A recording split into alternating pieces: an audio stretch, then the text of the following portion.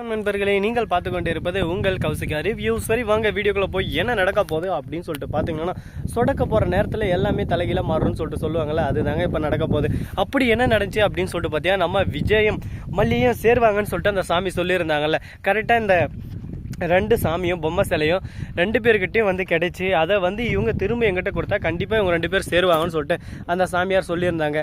அந்த வார்த்தை நடந்தும் என்னடா இவங்க ரெண்டு பேர் புரிஞ்சு தான் போகிறாங்களே அப்படின்னு சொல்லிட்டு எல்லாரும் ஒரு பக்கம் கவலையில் உட்காந்து இருப்பீங்க. ஆனால் அதுதாங்க இங்கே இல்லை.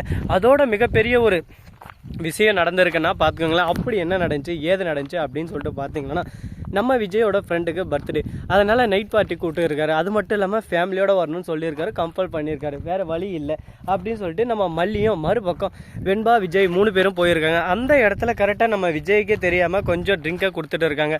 அதை குடித்து நம்ம விஜய் வந்து ஓவர் ரியாக்ட் பண்ணுறாரு.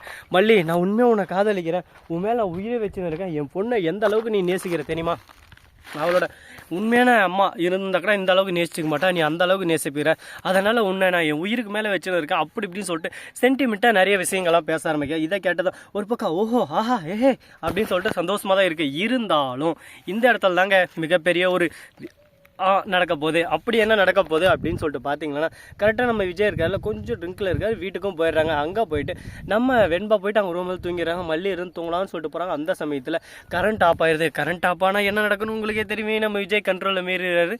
மல்லி தன்னையே தந்துடுறாங்க. இப்போ எல்லாமே நடந்து முடிஞ்சிருச்சுங்க.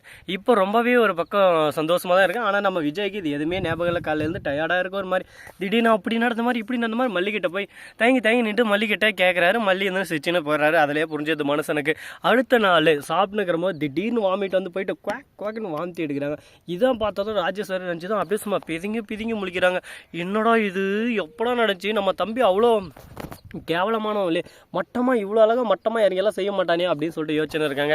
கடைசியில் பார்த்தா அன்னப்பூர்ணி போய் கையை பிடிச்சி பார்த்து குழந்தை பிறக்க போகுது அப்படின்னு சொல்லிட்டு சொல்கிறாங்க. உடனே நம்ம வெண்பா குட்டிருந்து எனக்கு தம்பி பாப்பா வர போகிறாங்க, ஜாலி அப்படின்னு சொல்லிட்டு சந்தோஷமாக கை தட்டி ஒரு பக்கம் ஆனந்தமாக இருக்காங்க. அதை பார்க்கும்போது நமக்கே ஒரு பக்கம் என்னடா நடக்குதுங்க, அது சீரியலாக வேறு எதெல்லாம் அப்படின்னு சொல்லிட்டு எதாக இருந்தாலுங்க வாழ்க்கைன்றது ஒரு வட்டம்.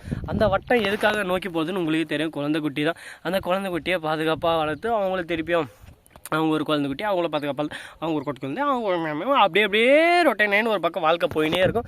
இதில் சாதிக்கிறவங்க ஒரு பக்கம் சாதிச்சுன்னு இருப்பாங்க, ஒரு பக்கம் இந்த மாதிரி சாதிக்கிறவங்க இந்த மாதிரி சாதிச்சுட்டு போயிருப்பாங்க. அவங்கவுங்க வாழ்க்கையில் அவங்கவுங்க இது இயல்பு தானே, இயல்பாக இருக்கிறத நம்ம இயல்பாக பார்த்தா தான் நமக்கு அது தப்பாக படாது. சரி, இந்த மாதிரியெல்லாம் ஒரு பக்கம் நடந்துன்னு போயின்னு இருக்கும்போது அதே சமயத்தில் நம்ம வெண்பா இருக்காங்களா, அவங்க வந்து விஜய் போயிட்டு டாடா சூப்பர் டாடா, எனக்கு இது எப்படியோ தம்பி பாப்பா வரப்போகிறாங்க அப்படின்னு சொல்லிட்டு சொல்கிறாங்க. என்ன சொல்கிறேன் அப்படின்னு சொல்லிட்டு கேட்க, என்ன சொல்கிறேன்னு சொல்லிட்டு அம்மா இப்போ தான் ப்ரெக்னெண்ட்டாக இருக்கேன்னு சொன்னாங்க அப்படின்னு சொல்லிட்டு செக்அப் கொண்டு போவாங்க சொல்ல. விஜய் இருந்தாலும் ஒரு பக்கம் சைலண்டாக நின்று இருக்கா. ராஜேஸ்வரி இருந்தாலும் டேய் என்னடா நடக்குது இங்கெல்லாம் பார்த்தியா, நீ அவகிட்டே போகலாம், ஆனால் அவள் பாரு எங்கேயோ போய் தப்பா, நான் தான் சொன்னல அந்த அரவிந்த் கூட தப்பான பழக்கம் இருக்குன்னு சொல்லிட்டு நீ என் பேச்சை கேட்டே அப்படி இப்படின்னு சொல்லிட்டு வாய்க்கு வந்தபடி பேச ஆரம்பிங்க. அக்கா எதாக இருந்தாலும் அளந்து பேசுங்க, உண்மை தெரியாமல் பேசுங்க. தவட மேலே ஒரு அடி போட்டுறாரு. அடி போட்டுறதோட மட்டும் இல்லாமல் உங்களுக்கு என்ன தெரியும் மல்லியை பற்றி, இது எல்லாத்துக்கும் காரணம் நான் தான் அப்படின்னு சொல்லிட்டு ஓப்பனாக ஒத்துக்கிறாரு. என்னடா சொல்கிறேன், ஆமாம் இதை கூட சொல்லுக்க முடியுமா, நான் தான் காரணம், என் மல்லியை பற்றி இன்னொரு டைம் தப்பாக பேசுனீங்க அதுக்கப்புறம் உங்களுக்கு மரியாதை இருக்காங்க பார்த்துக்கோங்க. நீங்கள் எதாக இருந்தாலும் ஃபஸ்ட்டு எங்கிட்ட கேட்கணும், அதுக்கப்புறம் தான் நீங்கள் அந்த முடிவை எடுக்கணும். உங்கள் இஷ்டத்துக்கு எந்த முடிவுனாலும் எடுத்துப்பீங்க, உங்கள் இஷ்டத்துக்கு எதுனாலும் பண்ணுவீங்க, எல்லாத்தையும் பார்த்து நிற்க முடியாது அப்படின்னு சொல்லிட்டு மூஞ்சி லட்சம் மாதிரி பேசுகிறார். இதை கேட்டதான் நம்ம ரஞ்சித் இருந்தால் என்னடா இது என் வாழ்க்கையே போச்சா, ராஜம்மா உன்னை நம்பட நடி, இதெல்லாம் எனக்கு தேவையடி அப்படின்னு சொல்லிட்டு தலையில் கையை வச்சுன்னு யார் அடிச்சாரோ